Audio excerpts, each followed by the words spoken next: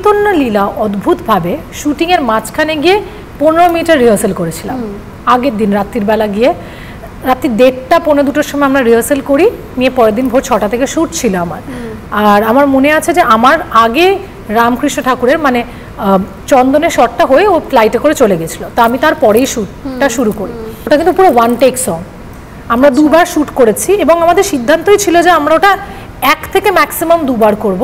ওই মুহূর্তটা স্টেজে না অভিনেত্রী রুক্মিণী ছিল, না বিনোদিনী আর চৈতন্য ছিল, না বিনোদিনী ছিল। ওই মুহূর্তটা ছিল, আমি না ছোটবেলায় মায়াপুরে অনেকটা সময় বড় হয়েছি। প্রতিটা শীতকাল আমার মায়াপুরে, আমার রাধাকৃষ্ণর জন্যই আমার নাম রুক্মিণী, আমার দিদা রেখেছিলেন। আমি গেরুয়া বস্ত্র পরে শ্রী চৈতন্য হয়ে দুহাত তুলে হরিকীর্তন করতাম। আচ্ছা, ইয়েস, এটা আমাকে নিয়ে কেউ জানে, যখনই বলি সবাই অবাক হয়ে যায়।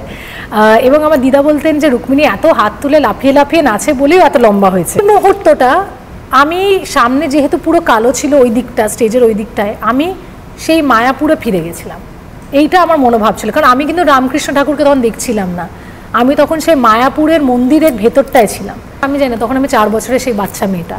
এবার সেই সময় যে ভক্তিটা তোমার মনে থাকে, সেই সময় যে সততাটা থাকে, আমি তো সেই সততাটা দিয়েই ওই মুহূর্তটা অনুভব করি। এটাই